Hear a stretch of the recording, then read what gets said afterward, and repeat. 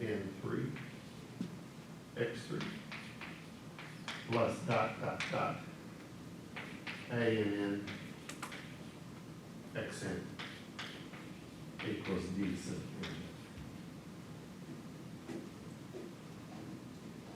You can, this is a big kind of unwieldy equation system.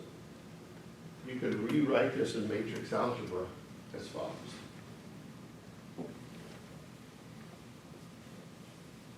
Rewriting this equation system in matrix algebra, you would get something much simpler. AX equals B, where A is the coefficient matrix. And this coefficient matrix A is just this. A11, A12, dot, dot, dot, A1N. A21, A22, dot, dot, dot, A2N. The last row would be A in 1, A in 2, dot, dot, dot, A in N. Okay, this rectangular array is said to be a matrix, just a rectangular array of elements. Notice the convention is the first subscript denotes the row. The second subscript denotes the column. So this is first row, second column, first row, in column. Second row, first column, second row, second column, etc. This matrix, this coefficient matrix, has a dimension of n by n, where the first number indicates the number of rows, the second number is the number of columns. In this particular case, it's a square matrix. The number of rows and the number of columns are the same. It wouldn't have to be, but in this particular case, the number of rows and columns are the same. This is said to be the dimension of the matrix. X is a vector. In this case, X is a column vector. X1, X2, dot, dot, dot. The last one is Xn. What is the dimension of this X vector?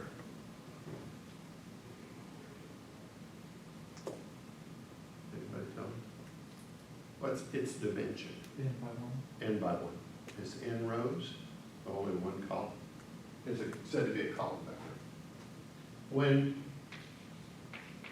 a matrix has just one row or just one column, then the matrix is said to be a vector. If it has just one column, then it's called a column vector. If it has just one row, then it's called a row vector. Okay, so that's X. And D, the D vector is just this vector right here. D1, D2, dot, dot, dot, D sub n. And it also has a dimension, in this case, n by 1. Okay.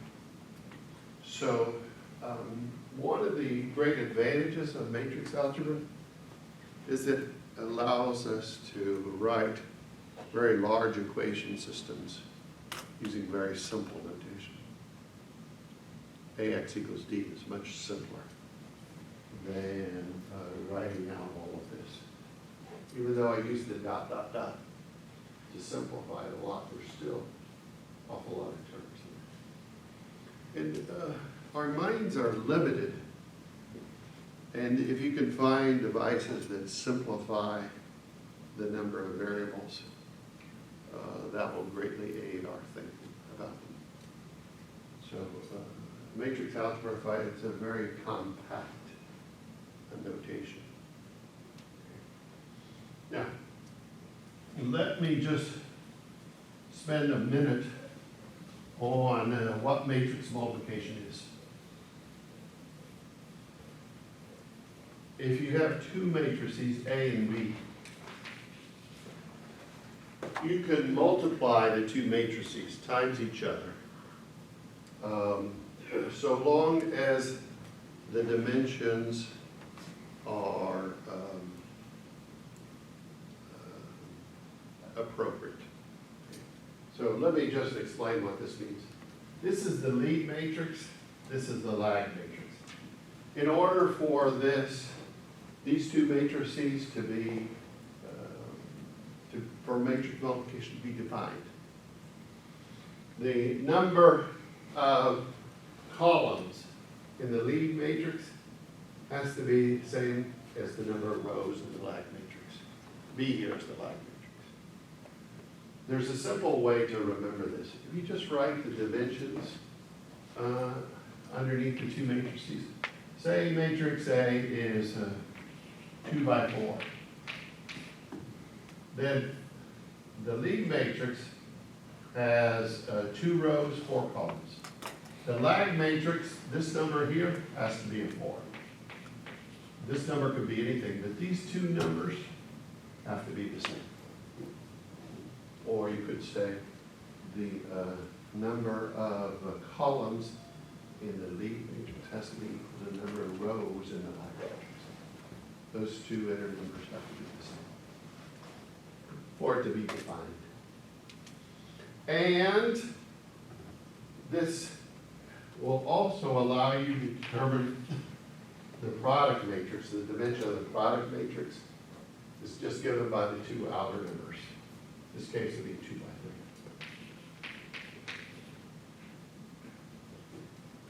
3. Now, in our case here, we have A times X. Notice A times X equals D. Notice what was the dimension of A, in this case right here? The dimension of A was what? N by N. N by N. X, what has a dimension of N by 1. N by 1. D had a dimension of N by 1. N by 1. So when you multiply these two, they are, or you can do the multiplication because these two numbers are the same. And the resulting matrix would be N by 1. AX would have a dimension, when you do the multiplication, of N by 1. Which is the same as what you have over here for D. Now, how do you do matrix multiplication? Let me just illustrate with a simple example. And let's just take two by 2s, very simple. A, B equals C. And let A be this matrix. 1, 2, 3, 4. Let B be this matrix, minus 1, 2, 3, 0. Here's A, here's B. Notice they're both 2 by 2s. So the resulting matrix would also be 2 by 2. And here's how you do the multiplication. Take the first row of the lead matrix. Multiply this row first times the first column in the lag matrix. So what will that give you? That'll give you the element first row, first column. So it would be 1 times the minus 1, 1 times minus 1, plus 2 times 3.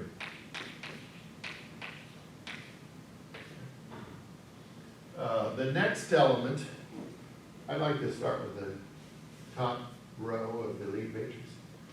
First multiply times the first column, then multiply times the second column.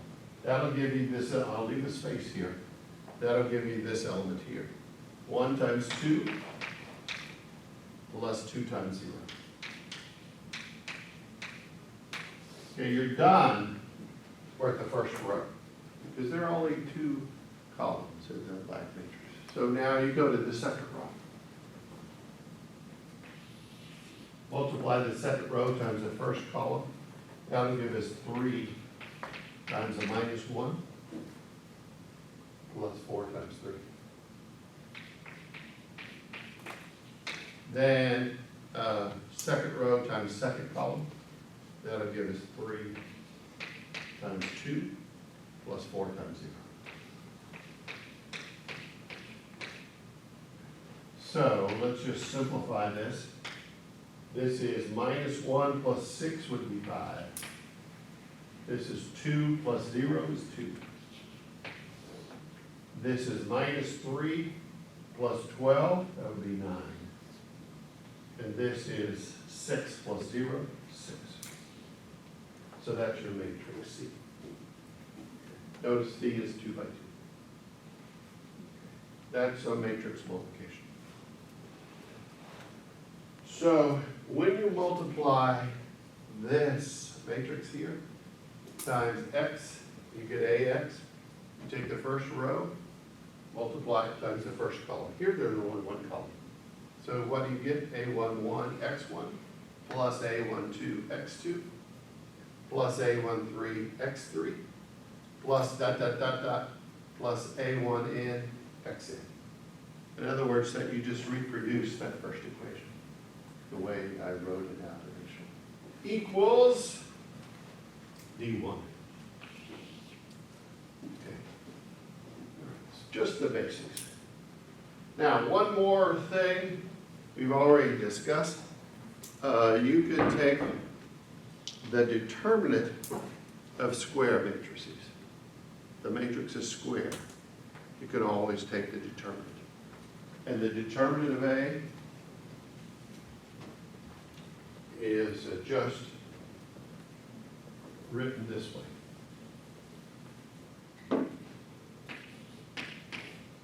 Use the vertical lines to the left and right, same as the absolute value.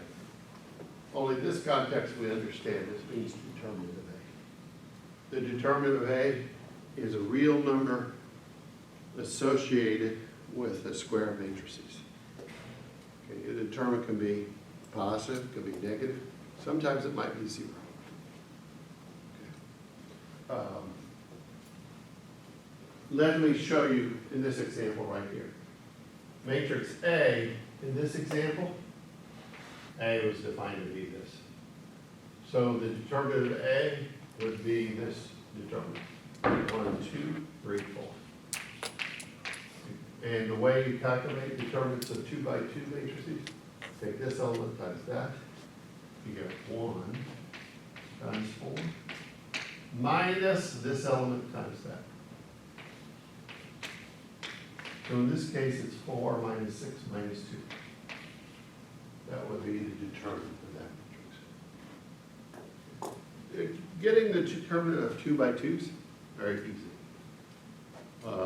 Getting the determinant of 3 by 3s is a little trickier. Let me just show you a formula you can use to get the determinants of 3 by 3s or 4 by 4s, or 5 by 5s, or n by n's. For the determinant to exist, of course, the matrix has to be squared.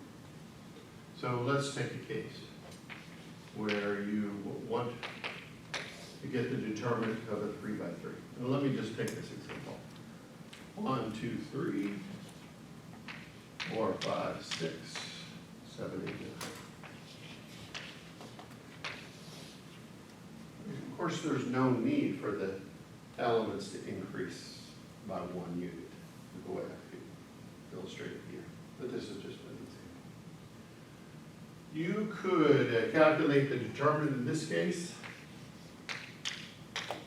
by expanding across the top row. And let me just show you how this works. You take this element here, a 1. You multiply it times its minor. The minor is found by deleting this row, this column. So what you're left with is 5, 6, 8, 9.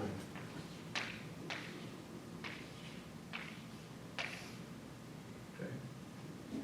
Then you go to the next element, 2.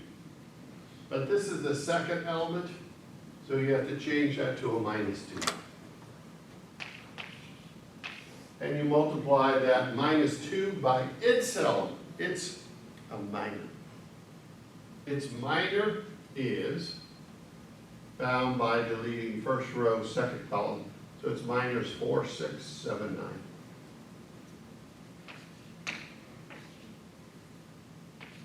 9. Then the last element is 3, and you won't change the sign of that. You change the sign of every other element if you're looking across the top row. So it'd be plus 3 times its minor, and its minor is just this, 4, 5, 7,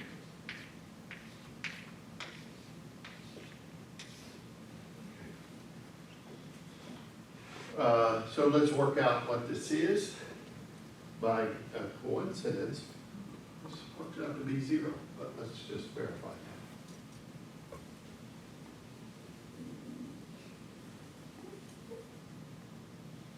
that. We get the determinant of A is 1 times this minor. What is this minor, or what is this determinant right here equal to? This first one, what's that equal to?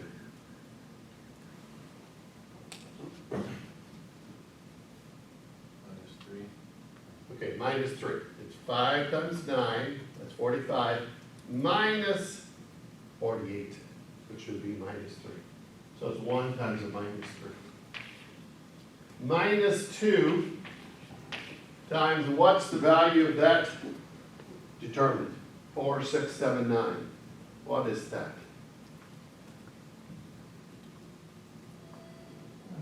Negative 6. Negative 6. It's 4 times 9, 36. Minus 6 times 7 is 42. So 36 minus 42 minus 6.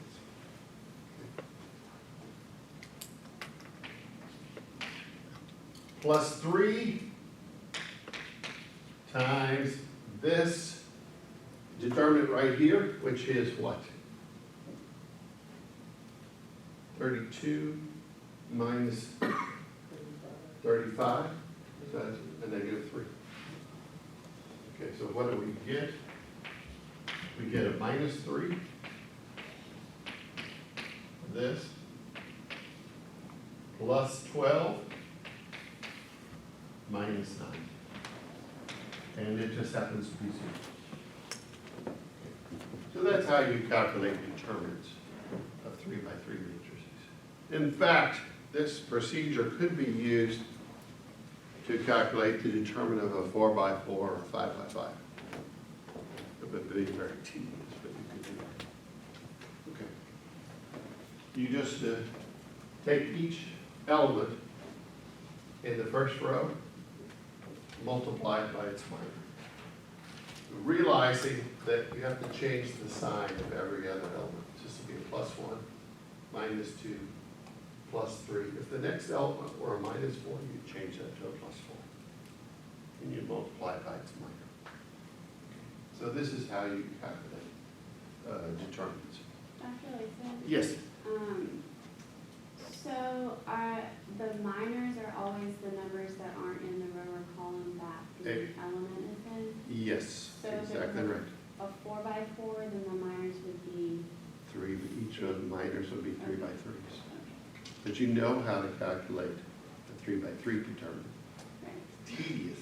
So if I were to give you a 4 by 4, Please don't. That'll take the whole that, time. exactly. That'll be the final. That's exactly right. If you wanted to get the determinant really of a 4 by 4, you probably should just use a computer. Yeah. Actually, you could use Excel. Excel, if you just type in the matrix in a rectangular array, you could ask Excel to calculate the determinant. And it will calculate the determinant in a fraction of a second. Can I use my laptop on, I'm not going to ask you to do it on a test. But if I did ask you on a test, probably I would just ask you to do like a 3 by 3 at most. And I would want you to show it to work by hand. So don't claim that you could do it in your head. And use your laptop or your calculator to do it. Even sophisticated calculators will calculate the difference. Oh, But I would want you to show the work. Now, why have I gone over this?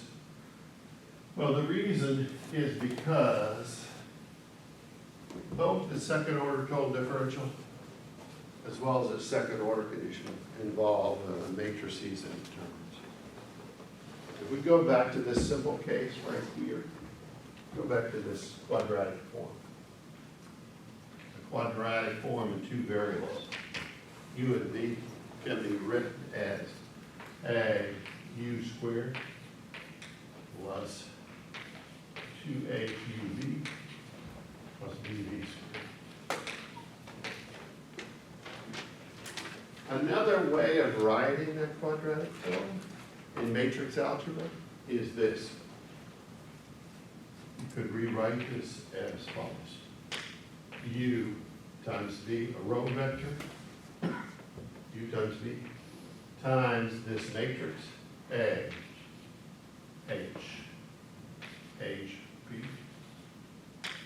times a column vector, V.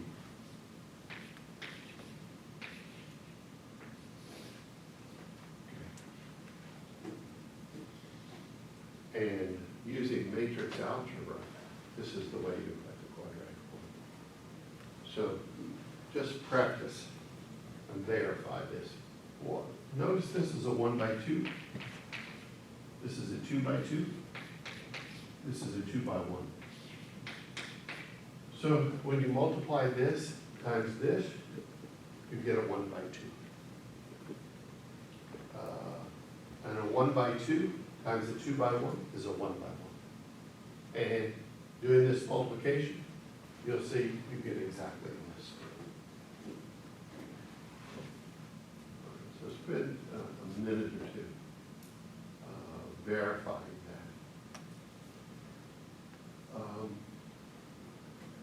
For more complicated models, the reason we do this in matrix algebra is when you're dealing with, say, 3 variables, the quadratic form of 3 variables, and let the 3 variables be dx1, dx2, dx3. It turns out that a quadratic form for the second order total differential is just this.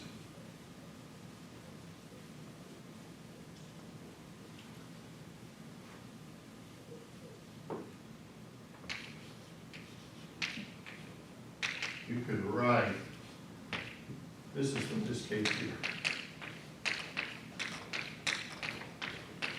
3 variables. The quadratic form in dx1, dx2, dx3 can be written this way.